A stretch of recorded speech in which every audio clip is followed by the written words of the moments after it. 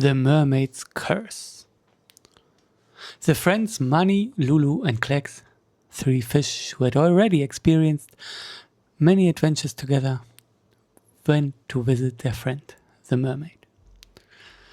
But as she sat on her throne, something seemed to be weighing on her. And when the 3 friends greeted her, she suddenly began to cry.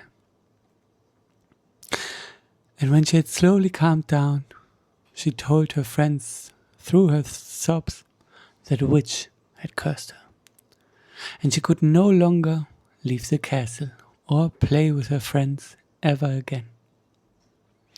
The witch had used these words: "For the deeds you have done, you must wait inside this castle behind this gate. For 100 years and a single day within these walls, you're bound to stay. If you dare to leave this place, human legs will take your grace. You'll breathe no water, only air, unless you find the truth to share. Find one whose age exceeds 100 years. Tell them the truth and shed your fears. Only then will the curse be gone, and you'll be free to swim at dawn." Lulu and Manni wondered what all this could mean. But Klecks already started explaining. "So, we need someone who is 100 years old. Otherwise, she will never escape.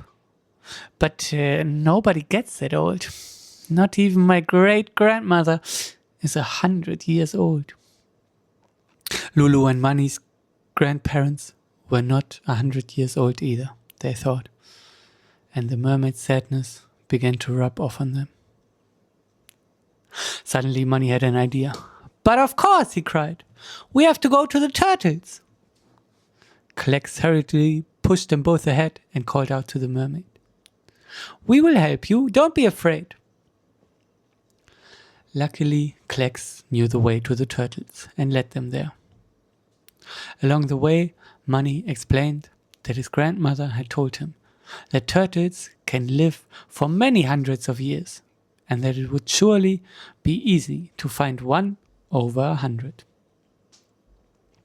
In fact, the very first turtle they spoke to was exactly 327 years old, and was happy to come with them to help the mermaid. Overjoyed, the 3 showed her the way, and when they arrived back at the castle, everything suddenly went quiet. "But this is your chance," Klecks called out to the mermaid. But she turned away from him and looked at the floor. "But I am so terribly ashamed," she whispered, "because I actually deserved to be punished." And slowly she told the 3 fish and the old turtle why she had been cursed. "I wanted to impress my friends. They said a grumpy old witch lived in the hut not far from here. They said the witch was so mean she would eat little mermaid children. Today I know my friends were just playing a trick on me, but back then I believed them, and together we stole her pet from her house, and we wanted to bring it to our parents. We thought we could say, 'You get your frog back when you stop eating mermaid children.' Unfortunately, on the way home, a few sharks attacked us, and the frog jumped out of my hand. I think a shark ate him." Suddenly, the turtle began to ponder, and then started to laugh. "I know that frog," she cried. "He was always bragging about being a witch's frog, and how he would one day turn all turtles into whales. He lives right next to me. But he doesn't dare swim back to his witch, because now he's terrified of sharks. He must have barely escaped. We always thought he was just bragging, and his stories were all just made up." Suddenly, the mermaid began to glow, and the fish watched in wonder. The curse was broken, because the mermaid had told the old turtle the truth. Finally, she could leave the castle. "Now you can finally go back to your family," cried Klecks. But the mermaid shook her head. "Not yet," she said softly.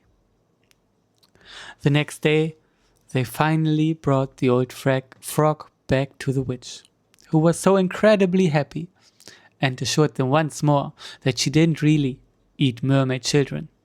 "I'm a vegetarian," she said. "I only like vegetables, fruit, and seaweed soup." As a reward, she finally gave them a treasure map, because she knew exactly how much the three appreciated adventure.